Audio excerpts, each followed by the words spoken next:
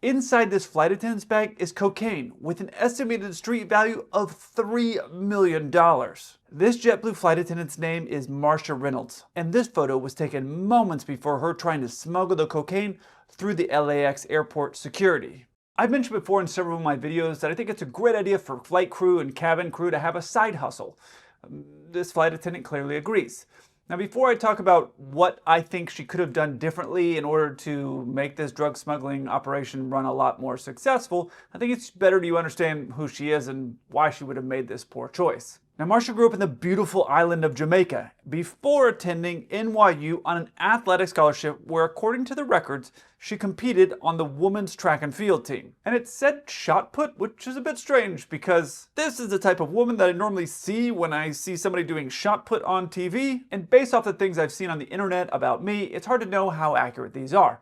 Well, she completed her undergrad at NYU and then stayed and did a master's degree in public health and community wellness. And you have to be honest, that is kind of ironic here. This is a photo of her around the same time frame though, 2008, when she was the runner-up for Miss Jamaica World Pageant. Marsha Reynolds, contestant number 15. And like a lot of women in their 20s, she wanted to travel the world and wanted to get paid for it. So you can't really blame her for signing up to become a flight attendant. And that's what she did shortly after the 2008 pageant thing didn't go as planned. She applied to and got hired by JetBlue, and while they're considered a low-cost carrier, they pride themselves on innovation. For example, they were the first airline to offer free live television and seatbacks. And JetBlue really focuses on their flight attendants having a really friendly customer service demeanor. They wanted to bring a lot of that back into aviation. So it made sense that with her experience in pageantry and dealing and presentation, it was a natural fit for her to end up working as a flight attendant. And being a flight attendant comes with a lot of perks, like lots of days off, the ability to jump seat, which means if there's an empty seat on a plane, you can get in and literally ride for free. But more important to the drug smugglers was her ability to be able to pass through security lines in airports smoothly, efficiently, and with almost zero inspections of her bags. Now, Marsha wasn't the first flight attendant ever to be involved in running drugs, especially in the aviation world. You've seen movies like American Made and Blow. I'm a stewardess. I'm a stewardess. I'm a stewardess. So there's plenty of air crew that in history have gotten in trouble for being involved in drug running. Eric, she's a stewardess. They don't check her bags. But she was one of the most recent. I remember I was at the regionals when all of this went down, and I remember thinking, oh my gosh, she's gonna ruin KCM for us, which is known crew member. It's our expedited line to get through security, which allows us to get through without having to do all the stuff that you as a passenger have to do. The next time you're at an airport, if you pay attention and watch where the flight crew and cabin crew are going, you'll see them going towards these signs. KCM, or known crew member, allows us to quickly move through securities and get into different airports. There are times where you'll move from one airport to another airport and you'll to get in to get to your flight, or an early morning there's a bunch of people there so the flight crew can get there so the passengers can get where they want to go on time. So it's like TSA pre-check but on steroids. And it requires a huge background check, as you can imagine. And that ability to get through airports quickly without having the additional screening is what attracted this man, Gaston Brown, who I couldn't find a photo of despite searching for a good 5 minutes for him online.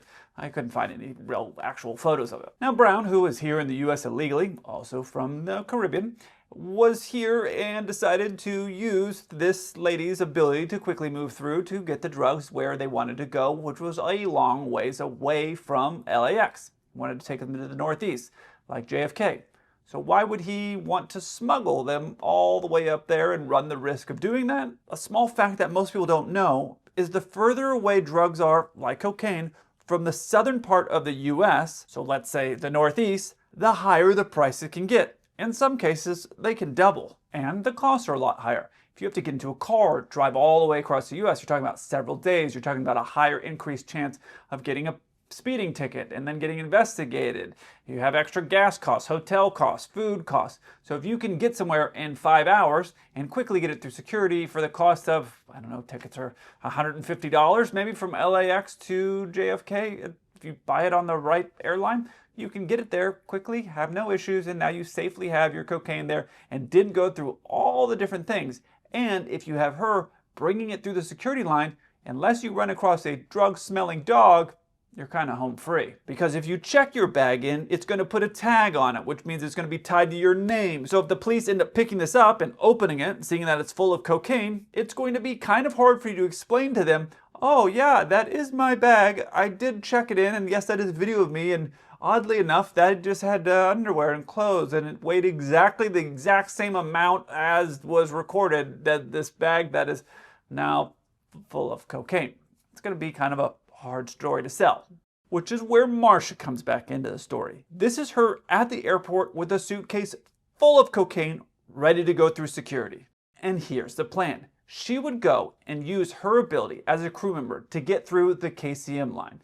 And she would go through and then drop that bag off with him, or bags with him, who would then jump on a flight and fly himself to wherever he wanted to go. Because once you're inside the security terminal there, you could go to New York or wherever else you wanted to go, and he'd be able to move that drug or those drugs to wherever he wanted to take them without having any of the additional screening, without having to do the driving, without having to run all the risks of moving around on land. He'd be able to get there quickly, drop it off, and get paid. And if you saw that video I did about the pilot who got picked up by the police moments before they were getting ready to take off, you can see just how fast we can move through the KCM line. And all this was happening at a different time than the way they do KCM now. So that's why I don't mind showing you exactly what she could have done differently in order to not get caught, because it's totally different now. So you can just go ahead and put away your notepad.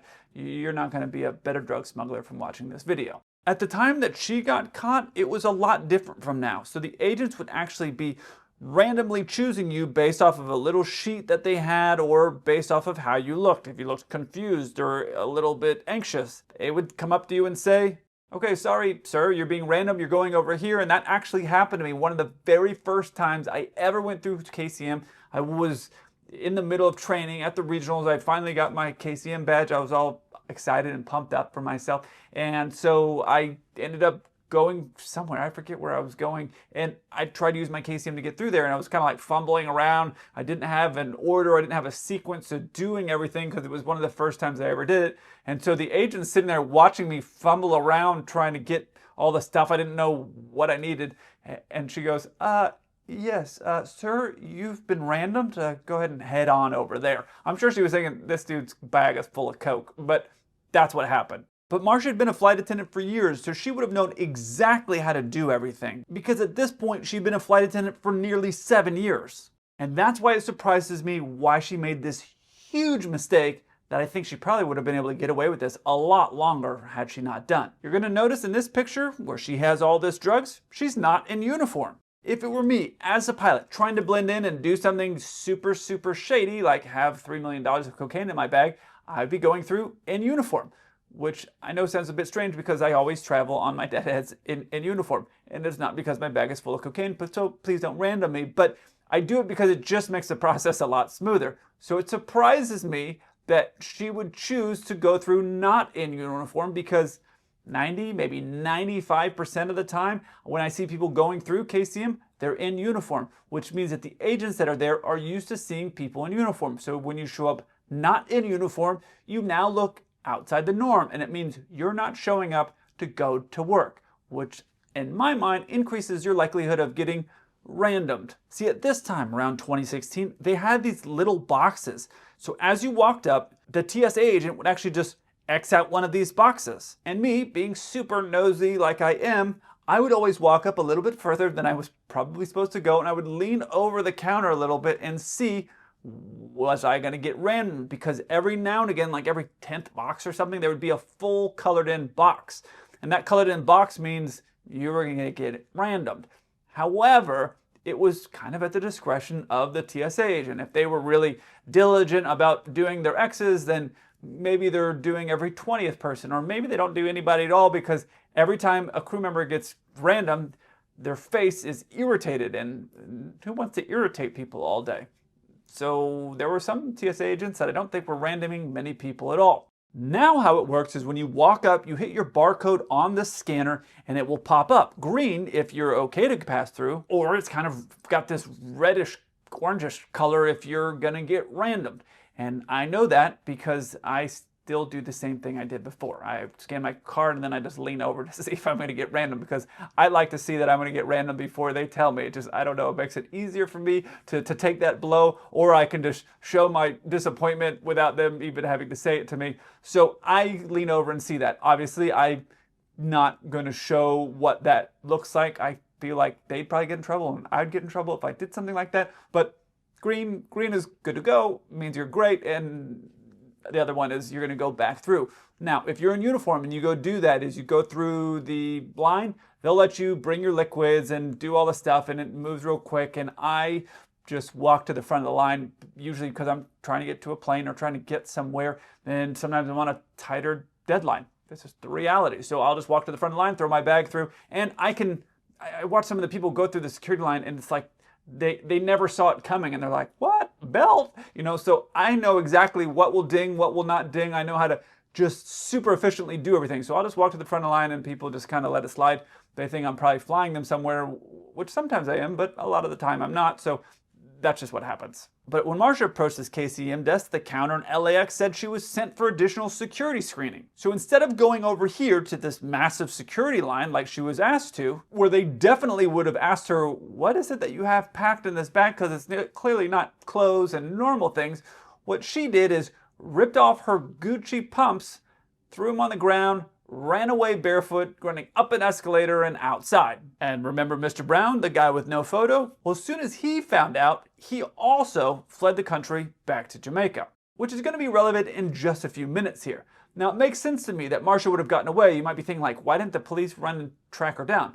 Well, the agents, as they're watching all this go on, they see this crew member, as they suspect, take off her shoes and then just run away. So they're thinking, like, what's going on? And then obviously the next thing you're going to be thinking if you're working at an airport in Los Angeles of all places is, the bags are still here. Are those bombs? Are they trying to blow me up? So instead of the person running away, you're thinking this is a massive security issue of explosives. So the agent, understandably, doesn't go chase this track and field star, and then immediately gets the police over there, who now start to investigate this bag to find out if it's explosives. It wasn't explosives. This is what it looked like on the inside. It was 27 kilos, or almost 60 pounds, of cocaine. And all the cocaine was labeled Big Ranch, which just goes to show you that branding is important, even in the cocaine business. And what she did next was even more wild than all of the things that led up to this point. I honestly can't believe she had the stones to do this, but according to reports, the very next day she went back to the airport like nothing had happened, went through security with her crew, and worked the flight back to JFK. Like, yeah, nothing to see here. I'm not that lady that you just saw yesterday run out of the airport, that you also probably found my enormous bag full of cocaine. That wasn't me. I guess she was just in uniform, and somehow they hadn't put all the puzzle pieces together yet, so she just worked the flight back to JFK. So I suspect what her plan was is, on the layovers while she was there, she coordinated with Mr. Brown, and they would get the bags to her. She would go walk through security, drop the bags off on the other side, he'd go fly to where he wanted to go. And she would go back through, so she's not doing this with her crew, because it would look a little strange. Every crew member has a known amount of bags, so if you're doing like a 3 or 4 day trip, if you showed up with 5 bags, people would be like, what are you doing? Right? So she would have her schedule ahead of time, she'd coordinate with him, grab the bags on the time off, on her layover time, go over there, walk the bags through security, drop them off to him, he'd go fly and do his thing on the East Coast. She'd go back to the hotel, and then the next day work her trip out like nothing had ever happened. That, I think, was the overall plan and how they were moving everything through. But she was choosing to do it in civilian clothes instead of just putting her uniform on, which would have made it a lot less inconspicuous. Obviously, this all caught up to her, and she later had to turn herself in JFK, and according to court documents, the minimum penalty for this is 10 years. And of course, the entire time I was putting this video together, I kept thinking, like, how much did she get paid for running all these drugs through these airports, and how long was this going on? Because I get it, you're only moving it like 500 feet, like from a car. I mean, that's a pretty heavy bag, to be honest with you, but from a car, and you're just walking it through security, getting on the other side of security, and just dropping it off with somebody, and then walking out of the airport like anybody else. And the security isn't going to pick up that strange movement because you're going through security and now you're inside and then you just walk out with a group of people. So it was a pretty simple transaction. So I was thinking, like, how much money was she making?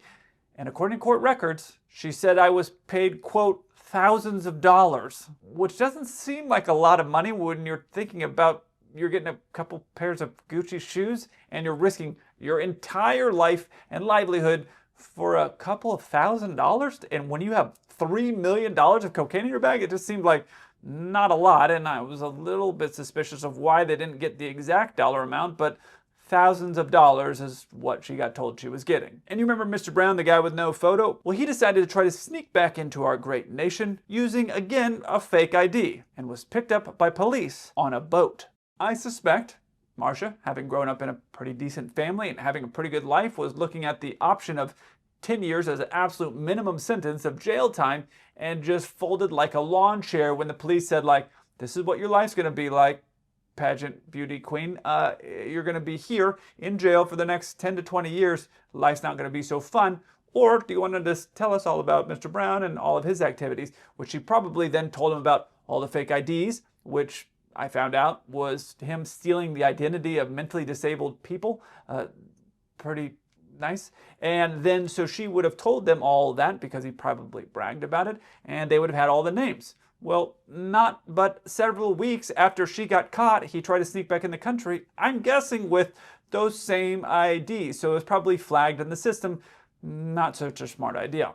After testifying against Brown, she was released shortly thereafter and didn't end up doing her entire sentence because of her cooperation with the prosecution. Brown, however, was sentenced to a minimum of 13 years in a penitentiary down in Florida.